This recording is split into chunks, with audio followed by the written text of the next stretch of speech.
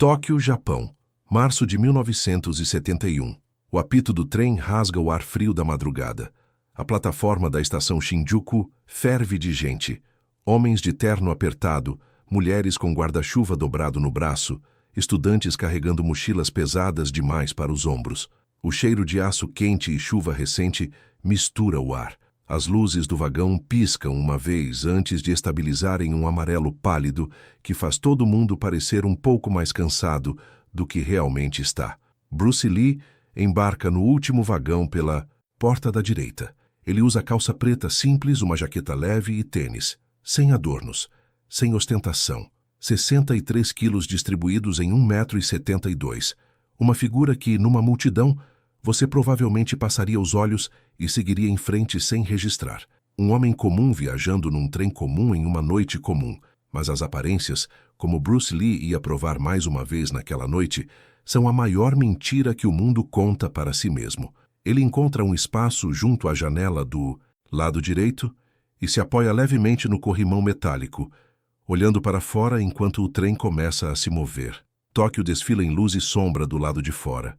Ele está pensando. Ele está sempre pensando. Não sobre briga, não sobre demonstração, sobre filosofia, sobre o próximo filme, sobre a aula que ia dar no dia seguinte. E então, a uns 15 metros de distância, o vagão muda de frequência. Você já sentiu isso? Aquela mudança sutil no ar, quando alguém ocupa um espaço de um jeito que parece errado, como quando o volume de uma sala sobe sem ninguém ter falado mais alto. É difícil de descrever, mas todo mundo já sentiu. É o corpo registrando o perigo antes que a mente processe o sinal. Os passageiros mais próximos da porta central começam a se afastar discretamente. Ombros viram, olhares caem, espaços aparecem, onde antes havia gente comprimida. No meio desse espaço que se abre como um mar obediente, está Kenji Tanaka, 140 quilos, 1,93 m, mãos, que pareciam presuntos curados, grossas, vermelhas nas juntas, com veias que subiam pelo antebraço como raízes de árvore velha, o rosto angular, maxilar largo, olhos fundos sob uma testa que avançava como uma prateleira de pedra. Kenji tinha passado os últimos 8 anos treinando luta livre, boxe tailandês e jiu-jitsu em competições pela Ásia. Não era um valentão de esquina. Era um atleta de alto nível com um problema sério de ego, que às vezes eram a mesma coisa. Naquela noite, Kenji estava bêbado o suficiente para ser perigoso e sóbrio o suficiente para saber exatamente o que estava fazendo. Ele estava bloqueando o corredor, não do jeito acidental de quem não percebe o espaço que ocupa, do jeito deliberado de quem escolheu aquele ponto e decidiu que não ia sair, pernas abertas na largura dos ombros, que no caso dele era considerável, braços cruzados sobre o peito como uma grade de ferro, queixo levantado. A linguagem corporal era um aviso tão claro quanto uma placa. Não passa. 3 passageiros já tinham desistido e voltado. 2 tinham escolhido ficar na extremidade do vagão, fingindo que o próximo horário de trem era perfeitamente aceitável. Uma mulher idosa tinha sido ajudada por outro passageiro a passar pelo vagão anterior. Bruce Lee não fez nada disso. Ele começou a caminhar pelo corredor. Antes de eu te contar o que aconteceu nos 5 segundos seguintes, e eu vou te contar cada milissegundo desses 5 segundos, porque eles são uma das demonstrações mais completas de inteligência marcial que eu já encontrei documentada. Eu preciso te perguntar uma coisa.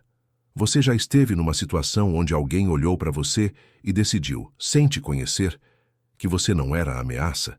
Que pelo seu tamanho, pela sua aparência, pela sua origem, você não merecia respeito? Onde o espaço que você ocupava no mundo parecia menos importante do que o espaço que a outra pessoa queria ocupar? Se você respondeu sim, e a maioria das pessoas responderia, então essa história não é só sobre Bruce Lee num trem em Tóquio. Essa história é sobre você, sobre todo mundo que já foi subestimado e teve que decidir o que fazer com isso. Fica até o final. O que aconteceu nesses 5 segundos vai mudar o jeito que você pensa sobre força, sobre inteligência e sobre o que realmente significa vencer. Se inscreve no canal agora, ativa o sininho, deixa seu like e me conta nos comentários. Você já foi subestimado por causa do seu tamanho ou aparência? Quero ler cada história. Agora, vamos voltar ao trem. Para entender o que aconteceu naquela noite, você precisa entender quem era Bruce Lee naquele momento da vida dele. Não o ícone, não o pôster, o homem, Lee Jun-fan. Esse era o nome completo dele. Tinha 30 anos em 1971. Nascido em São Francisco, criado em Hong Kong, ele era tecnicamente americano, mas o mundo ocidental raramente o tratava assim. Para Hollywood, ele era chinês demais. Para Hong Kong, era americano demais. Para a comunidade marcial tradicional, era subversivo demais. Para os racistas de plantão em qualquer dos dois lados do Pacífico, era pequeno demais, amarelo demais, outro demais. Essa experiência de ser constantemente definido pelo que as pessoas achavam que ele era, ao invés do que ele realmente era, moldou não só a filosofia de Bruce Lee, mas a forma como ele se movia. Literalmente, fisicamente. Os alunos dele descreviam uma qualidade estranha, quase perturbadora, de como ele interagia com o espaço, como se ele nunca estivesse realmente onde você achava que ele estava, como se a versão do Bruce que você enxergava fosse uma sugestão, não uma garantia. Danny Nosanto, um de seus alunos mais próximos, descreveu assim certa vez: treinar com Bruce era como tentar pegar névoa. Você via ele, estendia a mão, e onde você chegava era sempre o lugar onde ele tinha estado, nunca onde ele estava. Mas voltemos à formação. Bruce Lee tinha começado a treinar Wing Chun aos 13 anos em Hong Kong, sob o mestre Ip Man. Wing Chun era, diferente de tudo que existia na época, um estilo criado, segundo a lenda, por uma mulher chamada Ng Mui, desenvolvido especificamente para maximizar eficiência sobre força bruta. Linhas centrais, economia de movimento, resposta reflexiva. Era como se alguém tivesse sentado, analisado todos os outros estilos de artes marciais, identificado o que era desnecessário e cortado fora. Bruce levou essa filosofia de corte para tudo. Quando se mudou para os Estados Unidos, ele estudou boxe ocidental, esgrima, judô, jiu-jitsu, luta greco-romana, karatê, hapkido, não para coletar técnicas como troféus, para entender os princípios por baixo das técnicas, a física, a geometria do corpo humano em movimento, os pontos de falha que existem em qualquer estrutura quando a força é aplicada no ângulo errado no momento errado. Ele criou o Jeet Kune Do, que em cantonês significa o caminho do punho que intercepta, como um sistema que não era bem um sistema, uma arte que não era bem uma arte. Era mais uma metodologia de pensamento aplicada ao combate.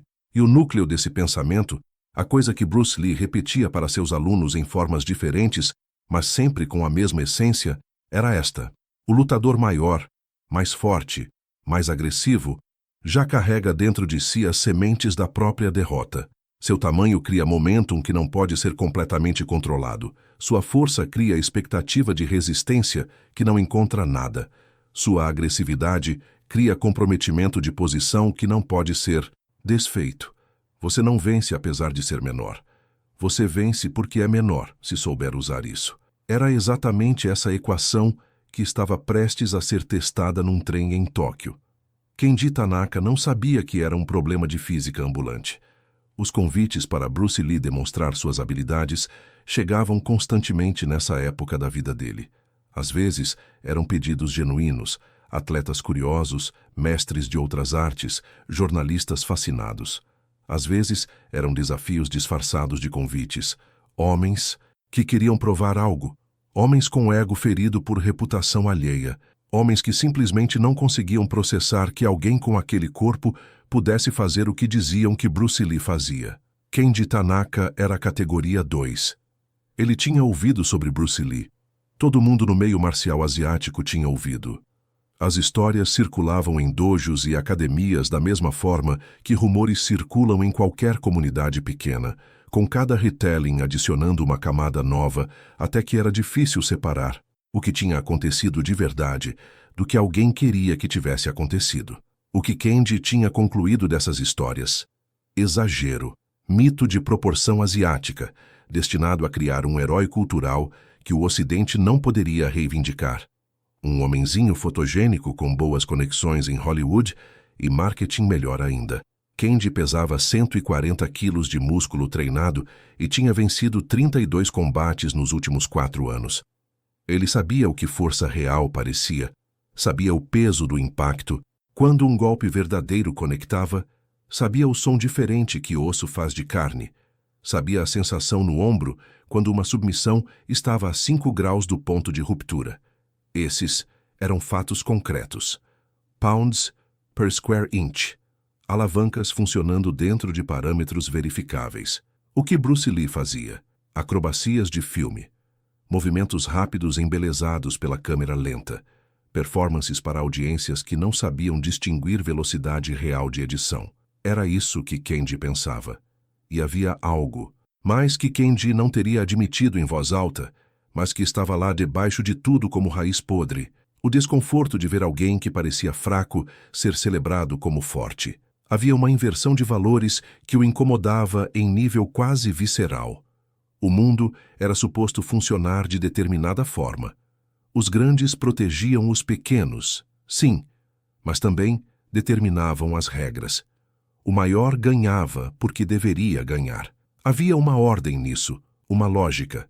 E Bruce Lee, cada história sobre Bruce Lee, era uma afronta a essa lógica. Era tudo isso que Kendi tinha trazido para o trem naquela noite, embalado em 100 cervejas e 8 anos de certeza. Quando ele viu Bruce Lee embarcar no vagão, ele não acreditou de primeira. Pediu para o companheiro de bebedeira confirmar.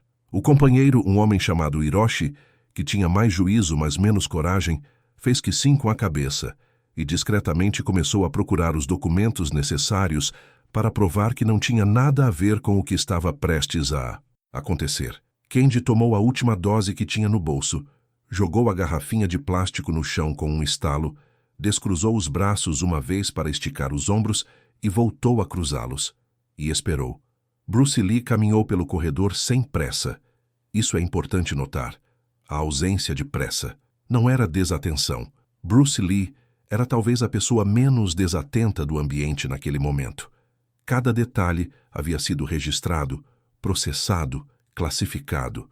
O tamanho de Kendi, a posição dos pés dele, o ângulo dos ombros, a qualidade do equilíbrio, que estava comprometido pelo álcool, coisa que Kendi não sabia que Bruce tinha notado, mas Bruce tinha notado, porque Bruce sempre notava.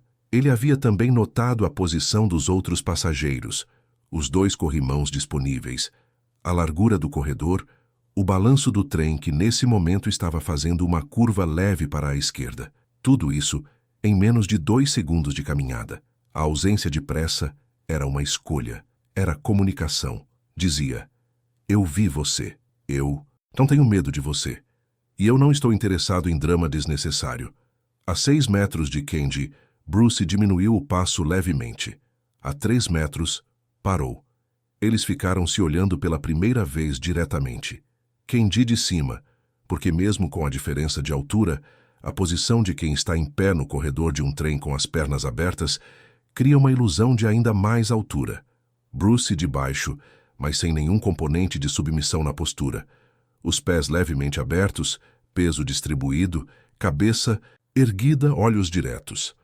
Kendi disse em japonês que carregava o sotaque forçado de alguém, querendo soar mais ameaçador do que está. Caminho bloqueado. Não era pergunta. Bruce respondeu em japonês funcional, com o sotaque neutro de quem aprendeu o idioma por utilidade, não por imersão.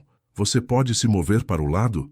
Kendi abriu um sorriso que não chegava aos olhos. Posso muitas coisas, mas não vou. Ao redor deles, os passageiros que ainda estavam olhando entenderam naquele momento que a situação havia ultrapassado a fase de desentendimento e entrado em algo diferente. Mais sério. Uma mulher de meia-idade puxou a bolsa para mais perto do corpo. Um homem mais velho começou a se levantar discretamente para o próximo vagão.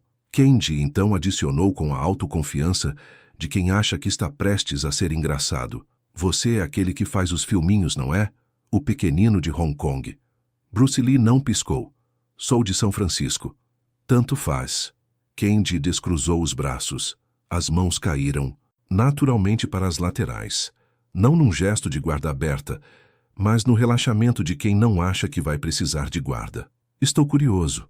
Tudo que eu ouço sobre você, todo esse lixo que as pessoas ficam repetindo como se você fosse um deus. Quero ver se é real ou se é mentira bem contada. Bruce Lee ficou em silêncio por um momento. Não o silêncio de quem não sabe o que responder. O silêncio de quem está pesando opções, calculando consequências, vendo o mapa completo da situação de uma perspectiva que a outra pessoa não tem acesso. Depois ele disse, com uma calma que Hiroshi, que estava fingindo ler uma revista a 4 metros de distância, mas não conseguia tirar os olhos da cena, descreveu mais tarde como desconcertante, como se ele estivesse num lugar completamente diferente do resto de nós. Me deixa passar, e a noite termina bem para os dois.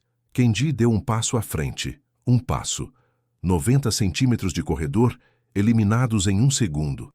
Para a maioria das pessoas, homem de 1,93 m e 140 quilos, avançando assim, seria o fim de qualquer processamento racional. O sistema nervoso entraria em modo de emergência. Adrenalina, cortisol, o coquetel químico que a evolução instalou para situações exatamente assim. Luta ou fuga, com o cérebro racional dando tchau e indo embora de férias até a tempestade passar. Bruce Lee não sentiu nada disso. Ou melhor, ele sentiu tudo isso, porque era humano, porque o sistema nervoso autônomo não faz exceções para mestres de artes marciais.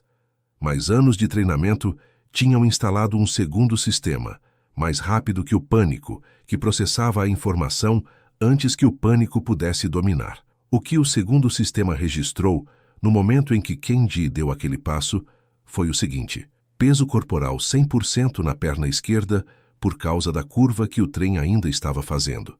Passo dado com a perna direita, mas sem transferência de peso completada, o que significa que por um período breve, brevíssimo, talvez 70 milissegundos, Kenji estava numa posição de equilíbrio comprometida, onde qualquer intervenção lateral na linha do joelho direito criaria uma cascata de desequilíbrio que um corpo daquele tamanho não conseguiria corrigir rápido o suficiente. 70 milissegundos. A maioria das pessoas não consegue conscientemente reagir a uma janela de 70 milissegundos. Bruce Lee havia passado 17 anos treinando para agir nessas janelas. Para ele, 70 milissegundos era espaço suficiente para um concerto completo de movimentos. Primeiro segundo. O passo de Kenji ainda não completou. O peso ainda está em transição. Os olhos de Kenji estão em Bruce, procurando recuo, procurando medo, porque é isso que o tamanho de Kenji sempre produziu nas pessoas, e o cérebro dele estava esperando esse sinal familiar para processar o que viria a seguir. Não encontrou medo. Isso criou, por uma fração pequena demais para ser medida, uma hesitação, um micro-delay no software de Kenji enquanto ele recalibrava. Por que esse homem não está recuando? Essa fração de segundo foi suficiente. Segundo. Bruce Lee não recuou. Não avançou. Fez algo que ninguém no vagão esperava e que Kenji, com toda a sua experiência de combate, não conseguiu processar a tempo. Ele se moveu lateralmente, não um desvio ansioso, um passo lateral limpo, calculado, que o tirou da linha direta de Kenji e o colocou exatamente a 45 graus do lado direito do corpo do lutador maior. A posição que os esgrimistas medievais chamavam de ângulo morto, o ponto onde você está tão perto que o oponente não consegue usar a força total e ao mesmo tempo tão bem posicionado que cada um dos seus movimentos tem alavancagem máxima. O trem fez um leve solavanco. Para Kenji, que ainda estava em transição de peso, o solavanco foi o suficiente para que o equilíbrio dele oscilasse 2-3 centímetros para a direita. Para Bruce Lee, que tinha sentido a curva do trilho antes que ela acontecesse, era informação incorporada. Terceiro segundo. A mão direita de Bruce Lee se moveu. Não um soco, não um golpe. Quem estava assistindo de longe descreveu depois como parecendo quase uma gentileza. O tipo de toque que você dá no ombro de alguém para chamar atenção. Mas o ponto de contato não foi o ombro. Foi o antebraço de Kenji, no ponto específico onde o tríceps encontra o cotovelo. Uma área de onde, se você souber o que está fazendo, consegue redirecionar o momentum de um braço, inteiro com 3 dedos, e 1 grama de força. Kenji não sabia que esse ponto existia. Seu braço foi redirecionado para baixo e para a esquerda. O que normalmente acompanha um braço vai junto. 4º segundo. O centro de gravidade de Kenji, que fica, em qualquer ser humano, aproximadamente na altura do umbigo, e que em pessoas mais altas representa uma torre relativamente instável mesmo em condições normais, começou a cair numa diagonal que seu treinamento não tinha algoritmos para corrigir.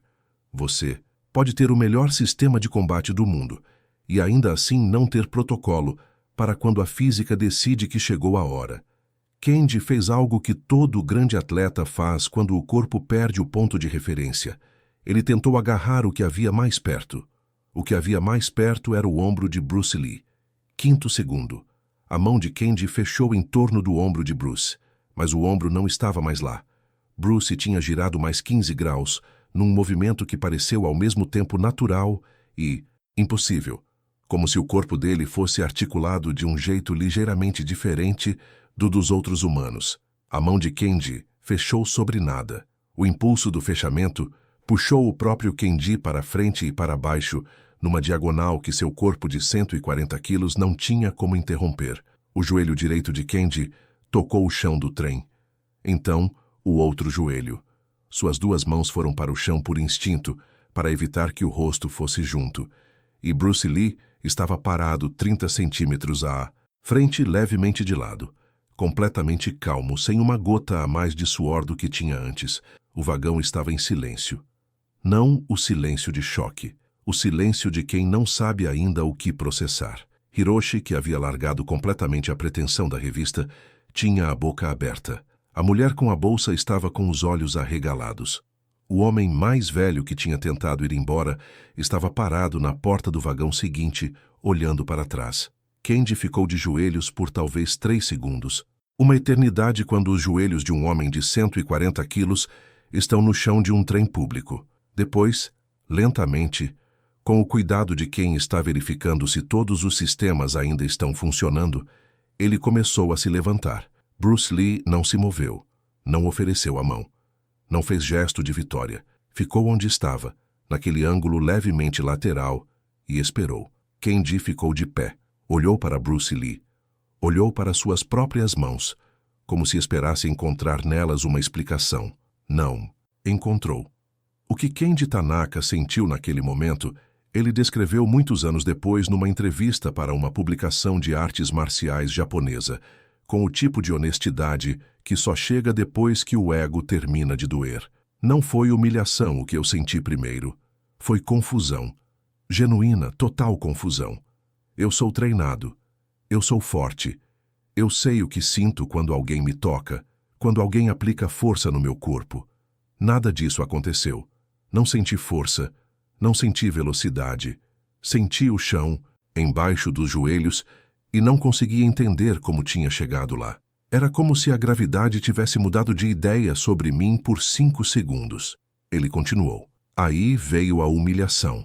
Mas não a humilhação de ter perdido para alguém mais forte. A humilhação de entender que eu nem cheguei a ser uma ameaça real. Ele não lutou comigo. Ele me tirou do caminho, igual você tira uma pedra do seu sapato. Depois de ficar de pé, Kenji ficou parado por um momento que parecia mais longo do que era. Bruce Lee o olhou com uma expressão que as testemunhas descreveram consistentemente da mesma forma, com variações. Não era triunfo, não era piedade, não era desdém. Era algo mais próximo de reconhecimento. Como quando você vê alguém passar por uma experiência que você mesmo passou e entende de dentro para fora o que está acontecendo com eles.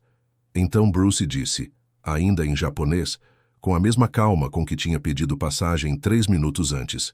Você tem talento real. Eu consigo ver isso. Talento e treinamento sério. Kenji não respondeu de imediato. Bruce continuou. O que aconteceu agora não foi sobre talento ou treinamento. Foi sobre geometria.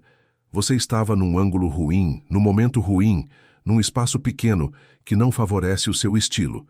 Se estivéssemos num tatame aberto, o resultado poderia ser completamente diferente. Essa qualificação poderia ser diferente. Foi o que quebrou alguma coisa em Kenji. Porque era honesta. Bruce Lee não estava reivindicando vitória total e universal. Estava descrevendo a situação com precisão cirúrgica. Por que você não me acertou? Kendi perguntou. A pergunta saiu diferente do que ele pretendia. Mais vulnerável, mais genuína. Bruce considerou a pergunta com seriedade. Acertar você não provaria nada que já não estava provado. E você não faria nada que merecesse ser acertado. Você bloqueou um corredor. Pessoas fazem coisas menores do que isso e ninguém se machuca. Um dos passageiros, percebendo que o perigo havia passado, começou a se mover novamente. O fluxo natural do vagão se recompôs. As pessoas voltando às suas posições originais com a discreta eficiência de quem quer parecer que não estava prestando atenção em nada. Hiroshi avançou até onde Kendi estava e pôs a mão no ombro do amigo. Gentileza, não gesto de guarda. Bruce Lee virou para continuar seu caminho pelo corredor. Kendi disse para as costas dele. Espera. Bruce parou. Me ensina isso. Não era pedido. Não era exatamente ordem, porque o tom de ordens havia evaporado. Era algo entre os dois. A declaração direta de alguém que decidiu naquele preciso segundo que ser ensinado era mais valioso do que qualquer narrativa que havia construído sobre si mesmo. Bruce virou. Olhou para Kendi por um momento. Então disse, me encontra amanhã às 10 da manhã no Dojo Yoshida no distrito de Shinjuku. Traga roupas confortáveis e deixa o ego no trem. E seguiu seu caminho pelo corredor. Existe uma pergunta que essa história levanta e que eu acho que vale a gente sentar com ela por um minuto antes de continuar. Por que Bruce Lee disse isso? Por que convidar para treinar um homem que havia tentado intimidá-lo publicamente, que havia sido condescendente, que havia bloqueado um corredor com a intenção específica de provocar? A resposta está no núcleo da filosofia dele, e é mais profunda do que parece à primeira vista. Bruce Lee acreditava, não como conceito abstrato, mas como princípio operacional de vida, que hostilidade não nasce do nada. Hostilidade nasce de ignorância, de medo disfarçado de arrogância, de sistemas de crença que não foram ainda testados pela realidade. Kendi não era um homem mau. Era um homem com uma visão de mundo incompleta, com pontos cegos criados por anos de sucesso dentro de um paradigma específico. O que aconteceu no trem não foi punição, foi informação. A queda de joelhos de Kendi foi um dado novo chegando num sistema fechado, criando a possibilidade de uma atualização. E Bruce Lee, que havia passado a vida inteira recebendo novos dados sobre si mesmo de um mundo que não sabia onde colocá-lo, que tinha sido pequeno demais, chinês demais, americano demais, diferente demais para qualquer categoria disponível, entendia melhor do que ninguém o que fazer com um sistema que acabou de receber informação nova. Você não pune, você oferece contexto, você ensina. Kendi apareceu no dojo às 9h47 da manhã seguinte. Deixa eu te contar o que isso significa. Um homem de 32 anos de idade, competidor experiente, com ego suficiente para bloquear corredores de trem para provar um ponto. Esse homem chegou 13 minutos antes do horário combinado. Isso te diz tudo sobre o que aconteceu naquela queda de joelhos. Bruce Lee já estava lá quando ele chegou, como Bruce sempre estava em qualquer lugar que importava, antes. Estava fazendo alongamento com a qualidade de presença total que seus alunos descreviam como uma das coisas mais impressionantes nele, a capacidade de estar completamente em qualquer coisa que estava fazendo, sem metade da atenção em outro lugar. Eles passaram 3 horas naquele dojo. O que Bruce Lee ensinou a Kendi Tanaka naquelas 3 horas não estava em nenhum manual de artes marciais da época. Não estava em nenhuma tradição codificada. Era física aplicada com precisão quase matemática, explicada em japonês simples, demonstrada em velocidades que iam do imperceptivelmente lento ao perturbadoramente rápido, dependendo do conceito sendo demonstrado. Ele ensinou sobre linhas centrais, sobre como o corpo humano tem eixos de equilíbrio e que derrubar um corpo não requer vencer a força dele, requer encontrar o momento em que o equilíbrio está em transição e inserir um vetor mínimo no ângulo correto. Uma criança pode derrubar um adulto se souber exatamente quando e onde tocar. Um adulto de 63 quilos pode fazer o mesmo com um atleta de 140, e não porque é especial, mas porque entendeu a física. Ele ensinou sobre momentum, Como a agressividade que Kenji carregava como arma era também sua maior vulnerabilidade. Cada avanço poderoso cria um período de comprometimento posicional. O atacante está no meio do movimento, não pode parar, não pode mudar de direção, está bloqueado no caminho que escolheu. Se o alvo não está lá, o momentum continua no vácuo e o atacante carrega o peso do próprio erro. Você não precisa ser mais forte do que eu, Bruce explicou, de joelhos no tatame em frente a Kenji, demonstrando o conceito em câmera lenta pela terceira vez. Você precisa estar no lugar certo quando a força que eu trago já não está mais sob meu controle. Aí eu estou vencido pela minha própria energia, não pela sua. Kenji ficou em silêncio por um longo momento depois dessa demonstração. Depois disse, isso vai contra tudo que eu treinei. Não vai, Bruce respondeu. Vai além. Você ainda precisa de tudo que treinou. Velocidade, força, resistência. Tudo ainda importa. Mas são ferramentas. E ferramentas, sem estratégia, são só metal e madeira. Foi naquele momento que Kenji disse na entrevista décadas depois que algo genuinamente mudou dentro dele. Não só sobre artes marciais, sobre como ele via o mundo. Eu passei a vida inteira achando que tamanho era a variável definitiva, que existia uma hierarquia natural, e eu estava perto do topo dela porque tinha chegado lá pelo esforço. Mas o que Bruce me mostrou não foi que tamanho não importa. Importa, tudo importa. Foi que tamanho sem inteligência é um motor sem direção. Pode ser poderoso, pode ser impressionante, mas vai para onde o vento mandar, não para onde você quer ir. Essa história chegou até nós por caminhos tortuosos, como quase todas as histórias sobre Bruce Lee fora das câmeras. Hiroshi, o amigo de Kenji que estava no trem, escreveu sobre o incidente num artigo para uma publicação de artes marciais japonesa em 1978, 7 anos depois que aconteceu e 5 anos depois da morte de Bruce Lee. Kenji confirmou em entrevista própria em 1989. 2 outros passageiros foram identificados ao longo dos anos por pesquisadores que mapearam os relatos disponíveis, e os detalhes convergem com consistência suficiente para que historiadores das artes marciais considerem o incidente autêntico. O que mais chama a atenção, quando você lê todos os relatos juntos, é a unanimidade em torno de uma coisa específica, a ausência de crueldade de Bruce Lee. Em nenhum relato, ele humilhou Kenji além do necessário. Em nenhum relato, ele aproveitou a situação para fazer performance para as testemunhas. Em nenhum relato, ele disse algo condescendente depois que Kenji caiu. Isso, para quem estuda Bruce Lee além dos filmes, não é surpresa.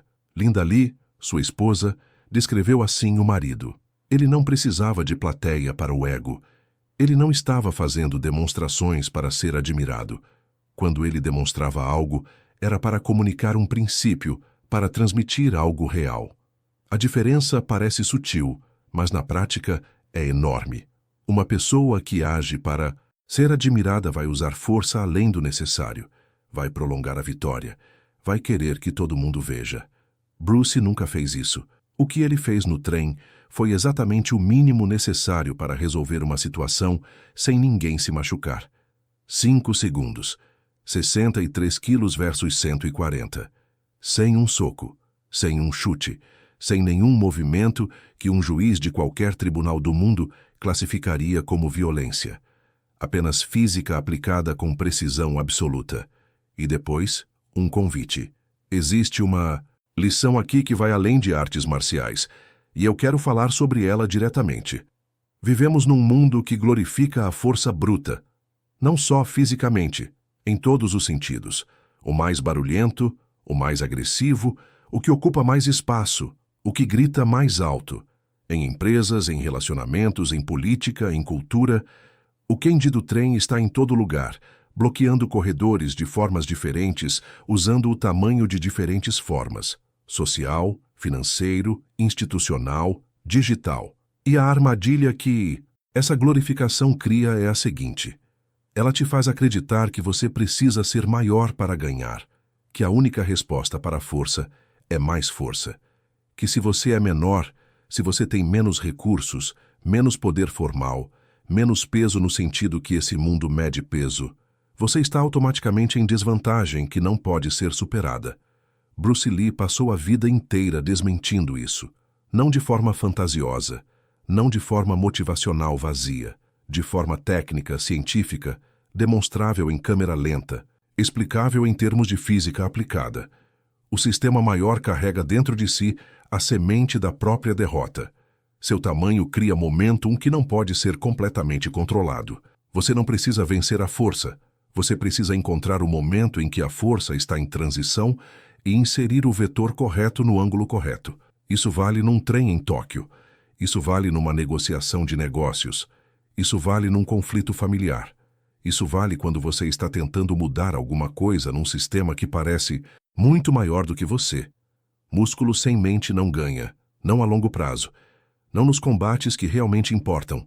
Tamanho sem direção é um motor sem volante, e a inteligência que sabe encontrar o ângulo de 45 graus, que sabe esperar o momento de transição de peso, que sabe que 70 milissegundos é espaço suficiente para um movimento completo. Essa inteligência não é dom, é prática. É anos de atenção ao que realmente está acontecendo, ao invés do que parece estar acontecendo. É o que Bruce Lee desenvolveu ao longo de uma vida de treinamento que começou quando tinha 13 anos, num dojo em Hong Kong, e é o que ele tentou transmitir para Kenji Tanaka num dojo em Shinjuku, numa manhã de março de 1971. E é o que essa história está tentando transmitir para você agora. Kenji Tanaka continuou treinando pelo resto da vida. Ele incorporou os princípios que Bruce lhe ensinou naquela manhã, modificou seu estilo de uma forma que seus próprios alunos descreveram como uma transformação completa. Ele ficou menos poderoso, no sentido de força bruta aplicada de forma direta, e ficou, por unanimidade de quem treinou com ele depois, muito mais difícil de derrubar. Ele visitou o funeral de Bruce Lee em Seattle em julho de 1973, quando Bruce morreu com apenas 32 anos, numa tragédia que ainda hoje não tem explicação completamente satisfatória. Kenji foi um dos poucos convidados internacionais presentes, não por status, não por conexão famosa, mas porque foi um dos muitos que Bruce Lee tocou de uma forma que não se esquece. Ele colocou flores brancas no caixão e ficou em silêncio por um longo momento. Depois, segundo relatos de quem estava perto, disse em voz baixa, para ninguém em particular: "Ainda estou aprendendo o que você me ensinou naquele trem.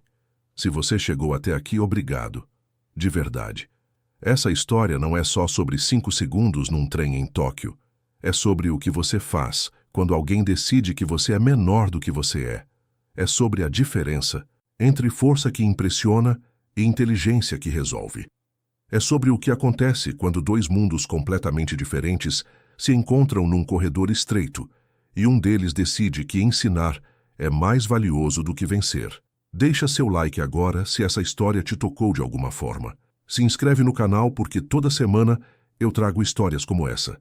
Histórias reais, com profundidade real, sobre pessoas que mudaram a forma como entendemos força, superação e inteligência. E me conta nos comentários.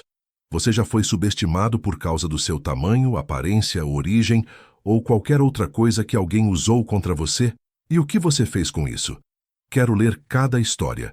Comenta 5 segundos se você assistiu até o final, porque só quem ficou até aqui entende o que esse número significa. Porque, no final das contas, essa história é sobre todos nós que já estivemos no corredor com alguém maior, mais barulhento, mais seguro de que você vai sair do caminho. E escolhemos não sair.